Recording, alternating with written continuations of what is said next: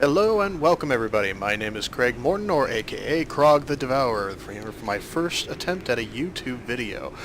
And I specifically am going for Let's Plays of games that I just like to play. And today we're going to be playing Darkest Dungeon. There are some people who have heard of it, some who haven't, and I will attempt to teach people as much as I can about it while I play the campaign itself. And so we'll go ahead and get started. And don't mind that second one, that was just me having fun.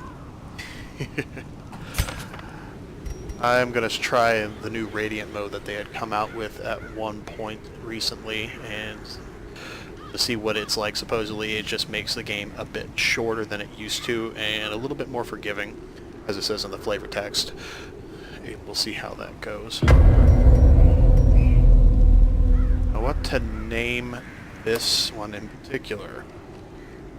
I'm horrible at these things. Let's see.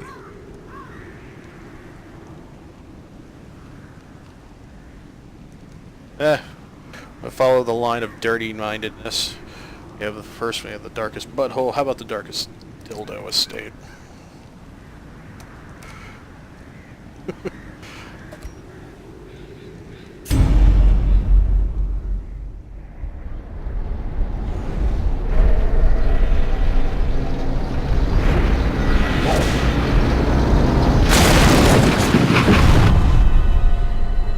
You will arrive along the old road. It winds with a troubling, serpent-like suggestion through the corrupted countryside, leading only, I fear, to ever more tenebrous places. There is a sickness in the ancient, pitted cobbles of the old road, and on its writhing path you will face viciousness, violence, and perhaps other damnably transcendent terrors.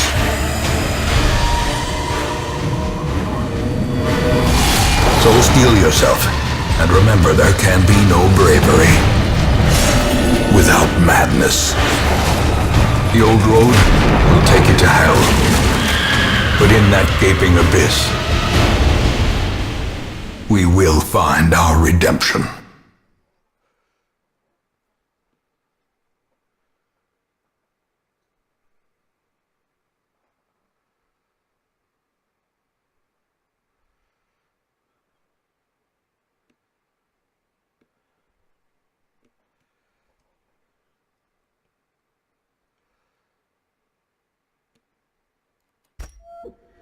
Alright, so welcome to the start of Darkest Dungeon. And I will probably shut those off because I, for the most part, do not need the helpful tips, but I will explain things as I go along. Let's see. Play options. Which one is embarked? I want to switch that to plentiful because I want to have fun. And this game is incredibly punishing, so I need to have a bit more fun with it every now and again.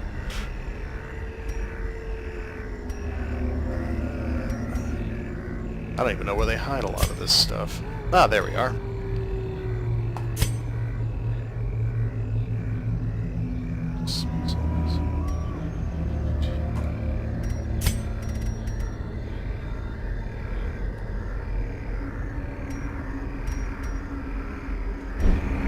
Okay, and so this is the beginning of the game, and for those who don't know anything about it, this is a very Lovecraftian type of world where it is a very bleak, dark, and punishing world, and the game certainly reflects that.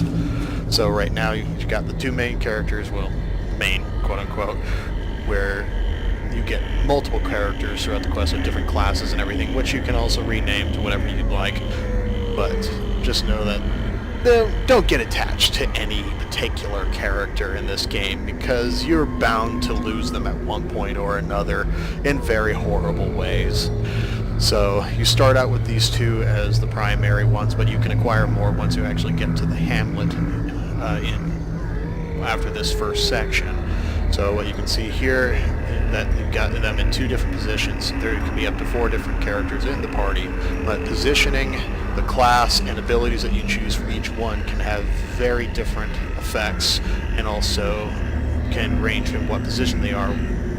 So depending on the type of abilities you pick can determine where you want them in the positions, whether it be 1, 2, 3, or 4. And that will also determine, who you can hit in the enemy line.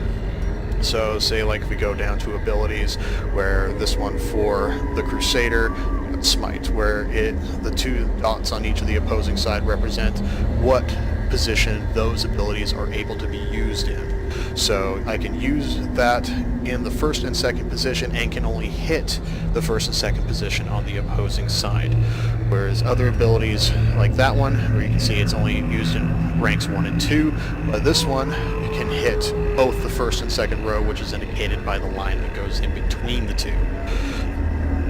And there are other abilities that will vary based on what they are and what position you're in. Then we got, say, the Highwayman, where bleed can be used in these 3 positions, in 1, 2, and 3, and can only hit the first 2 positions. Whereas something, say, like pistol shot is meant to be, used in the back rows, and, it can only be used in the back rows, and can only hit the positions 2 through 4. To give you a little bit of a lowdown on that. The map is a basic setup where you got grid here. You're in each segment. It goes between this long stretch of walkway where you'll have different encounters with different things within the world, and then you hit the main room, which you can choose where you go through on this mini-map. Brigands have run up these lanes. Keep to the side path. The hamlet is just ahead. And I will try to keep quiet during sessions where Dispatch this thug in brutal fashion, because that that man all has an may hear of amazing your voice. arrival. And apparently I was surprised. And in cases where you get surprised, it will mix up your line, which of course can screw up all of your abilities and what you want to use. Because if you have someone who only can be in the back row for a lot of their abilities, suddenly you're surprised and end up in the front row. But you can shift them around as needed, but in this case it actually doesn't really hurt my characters at this point, since it is the very beginning of the game. So in this case I'm going to use Open Vein on this Brigand. It causes an effect, which is a DOT, damage over time. And I'm just going to go strike. Destroyed. And after the battle you may trifling get victory. things that drop. But a victory nonetheless. And you can have it added to your inventory space. Gold can only stack up to a certain amount within each particular slot in your inventory.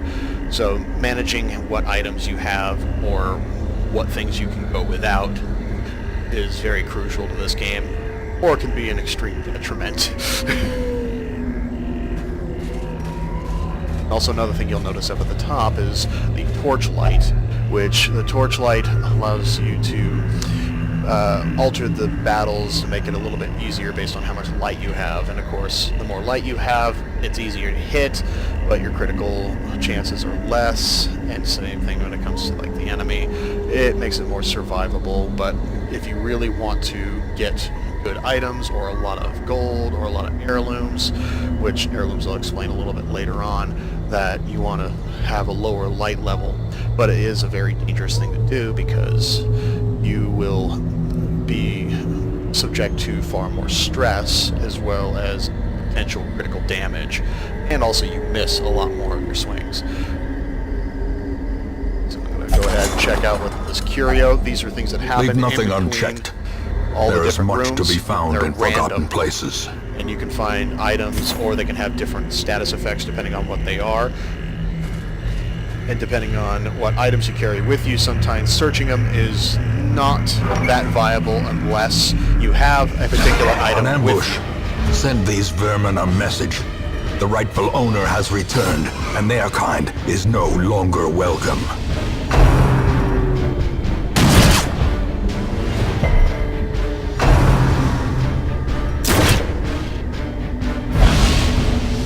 You see, certain abilities that they can use can also move you through the different positions and mess up how your play style. In this case, I'm going to see if I can stun this group.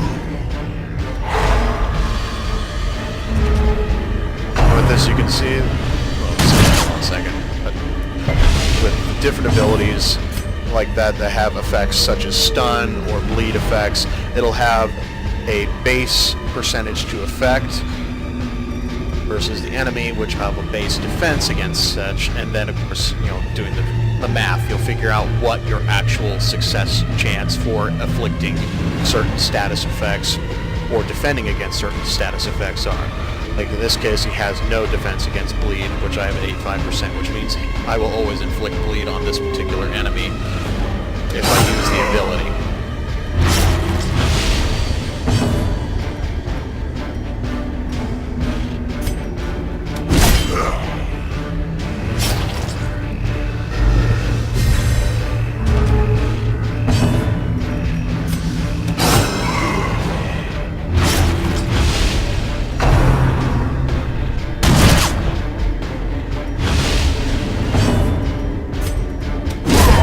Prodigious size alone does not dissuade. And a mechanic the also that sharpened is included in blade. this is called corpses.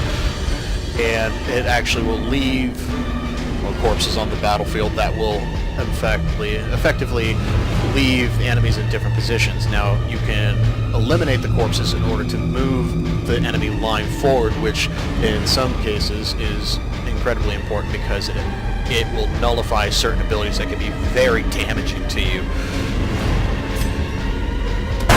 Like with the Fusilier, that this point-blank fire is actually a big pain in the ass. I can hit multiple targets, and it may not seem to do very much damage at first, but then you get two of them and multiple shots, it can start to chip away at your health very quickly. So it's good to try to get him forward when you can't use that particular ability.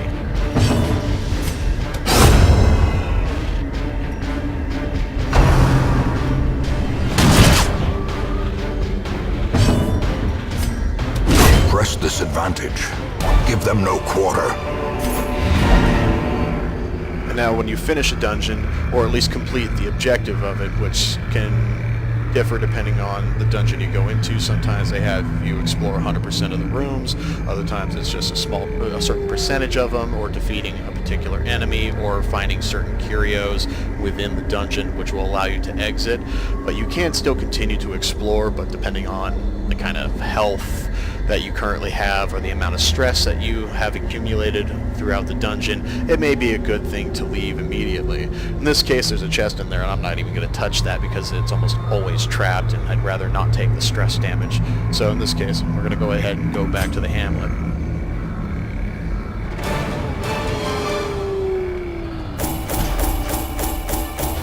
Afterwards, you're going to get an overview of everything that you've done, and also how much money you've earned as a bonus for completing that said dungeon, and any items that you had taken in or come back with, of course, will be added to your inventory's gold for you to purchase upgrades and the like. So things like if I had purchased food going into the dungeon, anything that wasn't used during the mission is actually going to be sold back and given back to me as gold for me to purchase either upgrades or future provisions to go into more dungeons. And heirlooms are used to upgrade your town, to get better weapons, to open up slots in places like the bar, gambling hall, in order to reduce stress.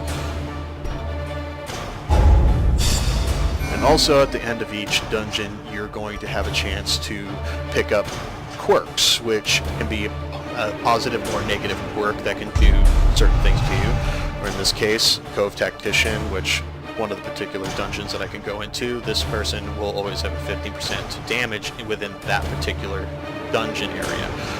And then, of course, when you get negative quirks, minus 5% damage on range skills. Luckily, this guy is not a ranged character normally, so that doesn't really matter.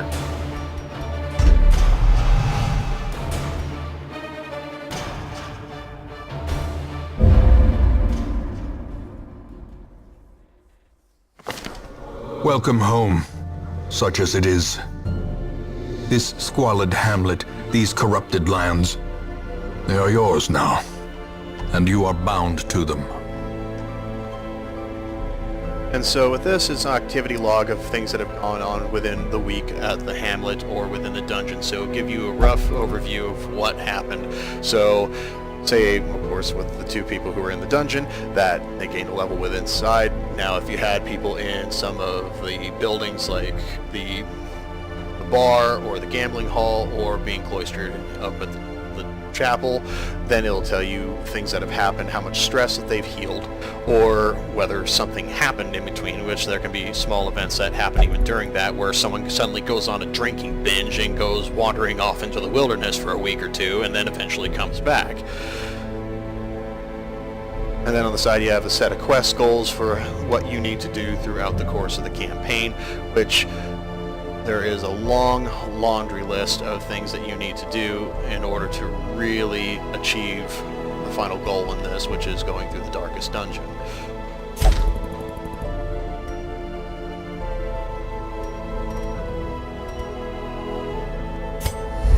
In time, you will know the tragic extent of my failings. And this is where you can view different cinematics that you've gotten throughout the course of the campaign. Most will end up here, covered in the poisoned earth, awaiting merciful oblivion. Where I'm certain I will send many poor young people to die. Women and men, soldiers and outlaws, fools and corpses. Now with the stagecoach, this is where you find their way recruit to us now that the all of road your is clear. new heroes into your roster, and the first two are always preset, which are the Plague Doctor and the Vestral. But as you complete each dungeon, the stagecoach will bring in new recruits that can vary in different classes and sometimes in level based on certain upgrades that you have. In this case, always want to take these two. What better laboratory than the blood-soaked battlefield?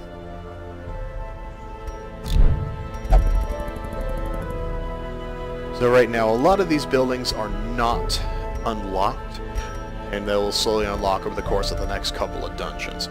But for the time being, I'm probably going to go through maybe one more, since this is more of a tester run in terms of a video, to see how well this comes out. So we're going to go to Embark. A mecca of madness and morbidity. So right now we only have Your access work to the begins. ruins. And there can be varying difficulties of missions available within the different dungeons, and it'll list rewards that you can get. In this case, the items and gold that's available that you can get if you complete the dungeon, and the goal, which is 90% of the rooms. So now let's go ahead and form the rest of the team.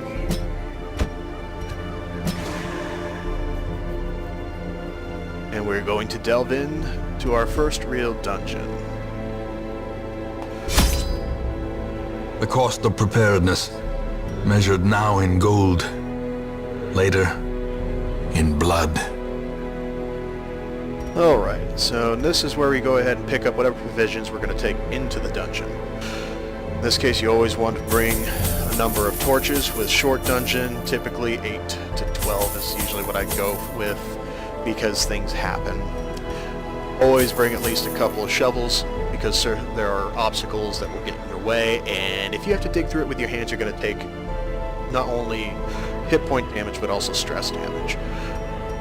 And also, these can either cure afflictions or be used on different curios within the dungeon to gain items or special benefits.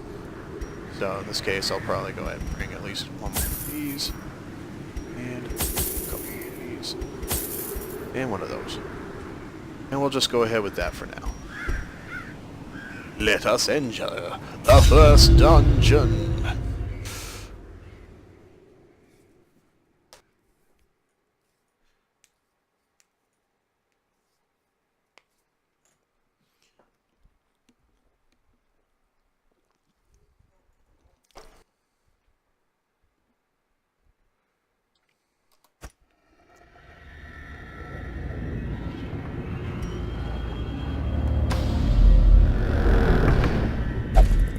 You walk in between the main rooms.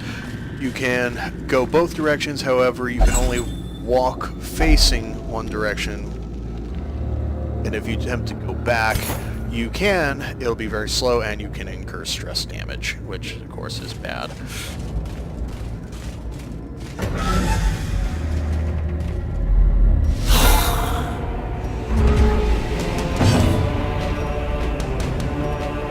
And we're gonna go ahead.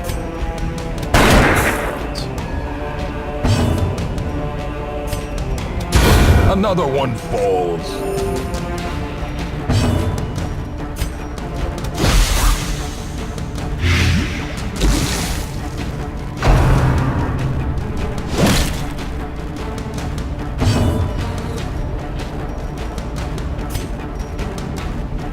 And you can see with the enemies card on the right-hand side that it lists all the different resistances, as well as speed, dodge, hit points, and the like. And the skill portion actually is empty when you first see it, and then will slowly fill up with the different abilities that they can have as you fight more of the monsters.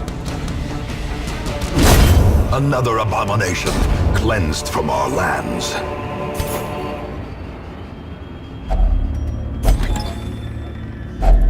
Packs laden with loot are often low on supplies.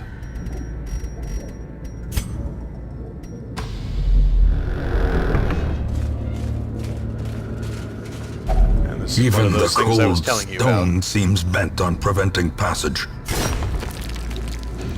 Also, one thing I learned the hard way is that you click on the shovel. Don't click on the hand portion, which is usually the enter button, because it'll just use your hands and not the shovel.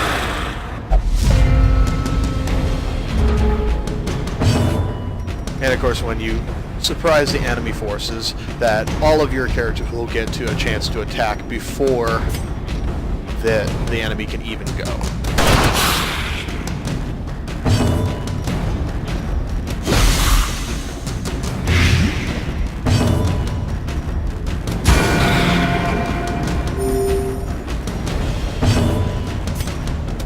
Press this advantage. Give them no quarter.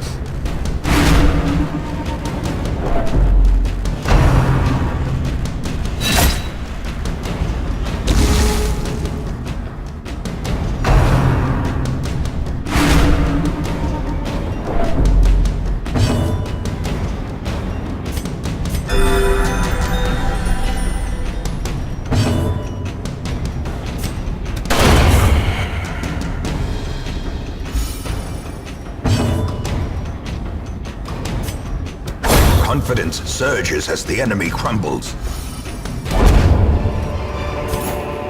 Ghoulish horrors, brought low and driven into the mud. Keep this as a light run, though, since it's the first couple of dungeons. And I managed to proc a scout, which allows me to see what is up ahead into the next couple of rooms, which the different symbols, of course, this curio, treasure with battle. And same here, essentially. Sometimes will allow you to pick the safest route.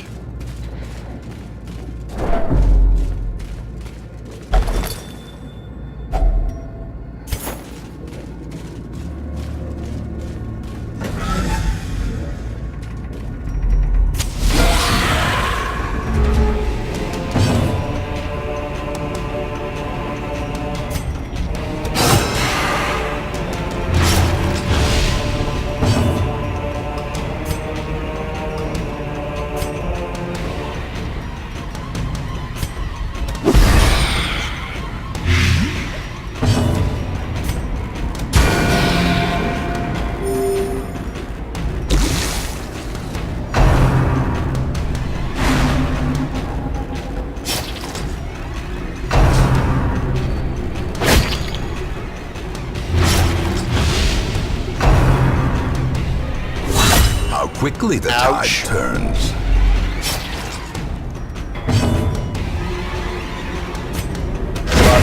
As the fiend falls, a faint hope blossoms.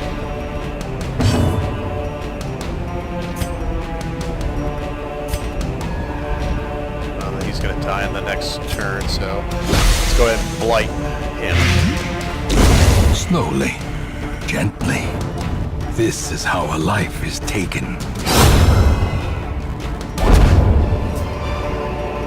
This expedition at least promises success. When you want to use the item, select on the character that you want to use the item on. In this case, bandages that help. Go ahead and heal up that bleed. And now I can use the key that I found earlier. Get some nifty loot. Huzzah.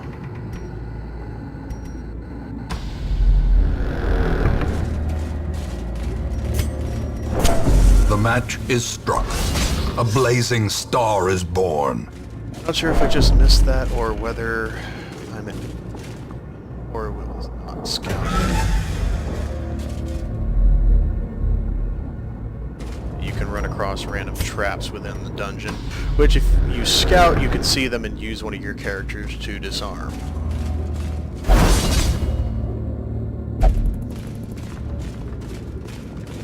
Luckily for me, that one missed.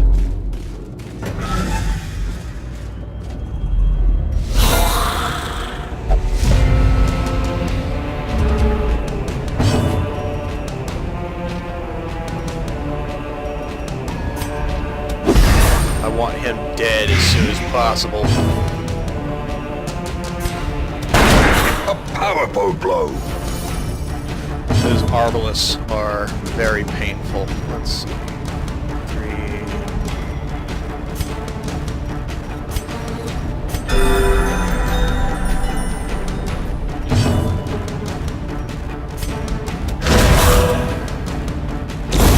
A death by inches.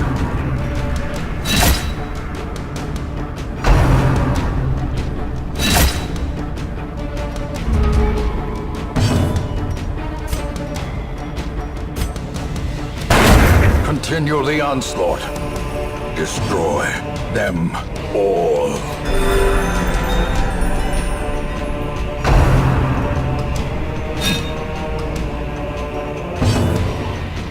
The Vestral is one of two Their primary formation healing is classes. broken. I've never been a Maintain fan the of offensive. the healing ability of the Vestrals themselves. The other one's a Dark Occultist, which unfortunately comes at a cost with his healing ability. Now I do not remember what you use. Ah. Well, apparently you use the holy water.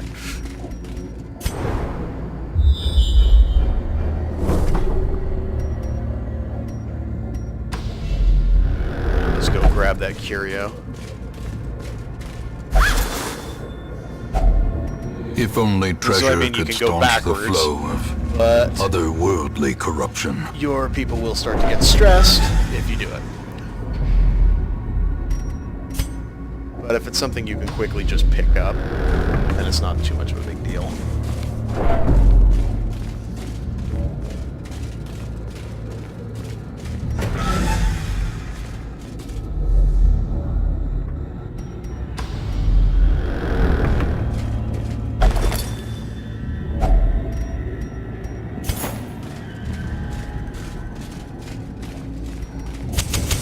In Radiance, may we find victory.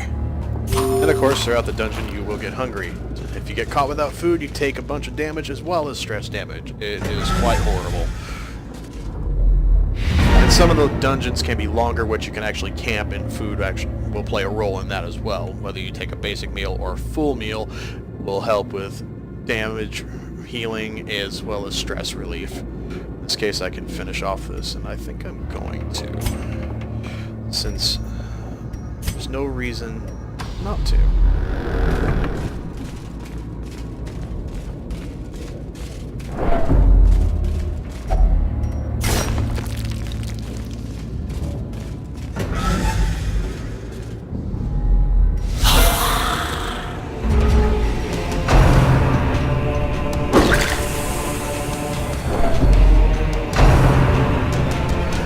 Courtiers are also another nasty one of this particular dungeon because of that fucking tempting goblet that raises your stress level very quickly.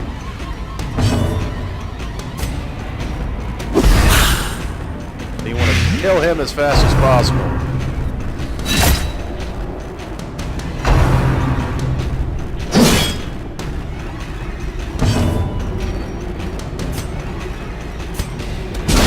precision, and power.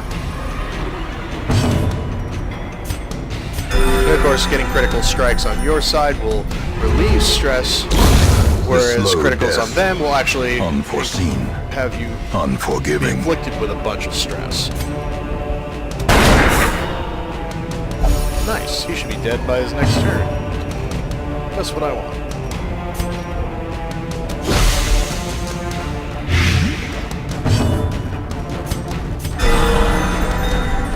Very nice.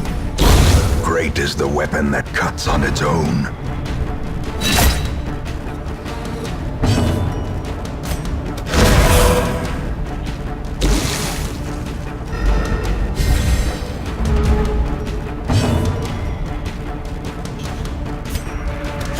He'll be dead by his next turn, so I don't need to worry about him anymore.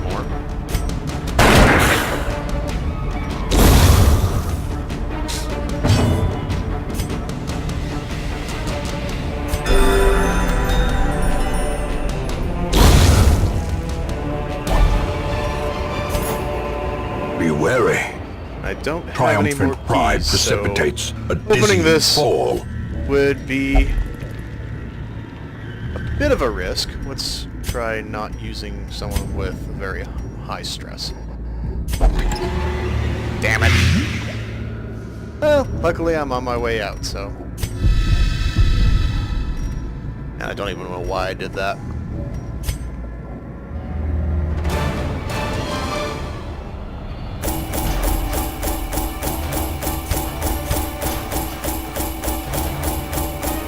So victory! Victory! Incredibly short-lived victory!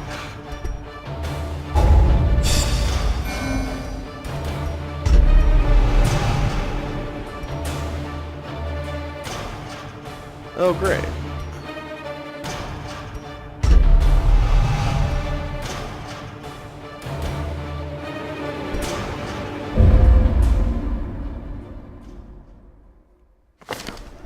The degeneracy of the hamlet is nothing, I fear, when compared to the condition of surrounding acres. Okay, so now the tavern and the abbey are both open, which will allow me to heal stress of my fighters. Fresh kegs, cards, and curtained rooms promise solace to the weary and broken alike. And then, of course, the caretaker will usually take up a slot somewhere between those two, which early on in the game is a bit of a bastardly thing, because sometimes you have characters who will only use the brothel or only drink. This asshole goes in and takes a spot. So, fuck you.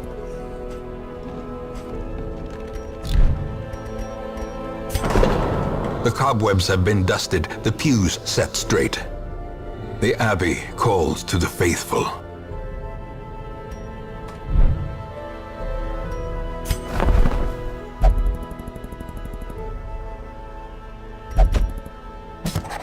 This man understands that adversity and existence are one and the same. To those with a keen eye, gold gleams like a dagger's point.